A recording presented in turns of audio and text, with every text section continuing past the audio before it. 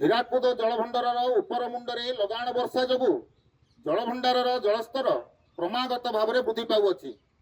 ହୀରାକୁଦ ବନ୍ଧର ତଳମୁଣ୍ଡରେ ବସବାସ କରୁଥିବା ସମସ୍ତ ଜନସାଧାରଣଙ୍କ ଅବଗତି ନିମନ୍ତେ ଜଣାଇ ଦିଆଯାଉଅଛି କି ଆସନ୍ତା 9/7/2026 ଗୁରୁବାର ସକାଳ 11 ଘଣ୍ଟା ସମୟରେ ହୀରାକୁଦ ଜଳଭଣ୍ଡାରରୁ ଚଳିତ ବର୍ଷର ପ୍ରଥମ ବନ୍ୟା ଜଳ ନିଷ୍କାସନ କରାଯିବ। ଏଥିଯୋଗୁଁ ମହାନଦୀ ଓ ତାର ଶାଖା ନଦୀ ଗୁଡ଼ିକର ଜଳସ୍ତର ବୃଦ୍ଧି ପାଇବ।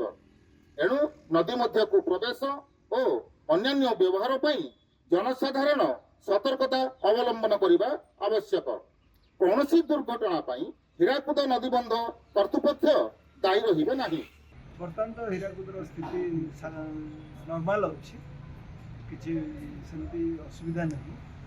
ଆଉ କିନ୍ତୁ ଉପରମୁଣ୍ଡରେ ବର୍ଷା ହେଇକି ଯେଉଁ ପାଣି ଆସୁଛି, ଆମର ଜୁଲାଇ ମାସ ଭିତରେ ଯେତିକି ପାଣି ରହିବା କଥା କିମ୍ବା ତାଠୁ ଯେତିକି ଆମେ ରଖିପାରିବୁ ସେତିକି ମେଣ୍ଟେନ୍ କରିବା ପାଇଁ ଆମେ 9 ତାରିଖ ଦିନ 11ଟା ବେଳେ ଗେଟ୍ ସ୍ଲୁଇସ୍ ଗେଟ୍ ଖୋଲାଯିବ। सर बर्तमान केते अछि आ ବର୍ତ୍ତମାନ ତ 606.67 ଥିଲା 12ଟା ବେଳେ। ଆଉ ସେଇ ହିସାବରେ ଆମେ ଆକଳନ କରୁଛୁ ଯେ ଆଜି କାଲି ସକାଳ ସୁଦ୍ଧା 8ଟା ସୁଦ୍ଧା ସେଟା 611 ପାଖାପାଖି ପହଞ୍ଚିବ। 10ରୁ 11 ଭିତରେ 610 ଫୁଟରୁ 611 ଫୁଟ ଭିତରେ ରହିବ।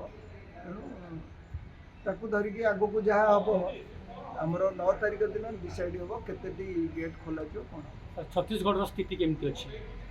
ଛତିଶଗଡ଼ର ସ୍ଥିତି ବିଷୟରେ ଆମେ ଅବଗତ ନାହୁଁ, କିନ୍ତୁ ଛତିଶଗଡ଼ର ଯାହା ବର୍ଷା ହେଇଛି ସେ ଅନୁସାରେ ପାଣି ସେମାନେ ସବୁ ଗେଟ୍ ଫେଟ୍ ଖୋଲିଛନ୍ତି। ଆମର କଲମା ଗେଟ୍ରେ 46ଟି ଗେଟ୍ ଖୋଲିଛି, ସେ ପାଣି ଭିତରକୁ ତଳ ମୁଣ୍ଡ କେମିତି?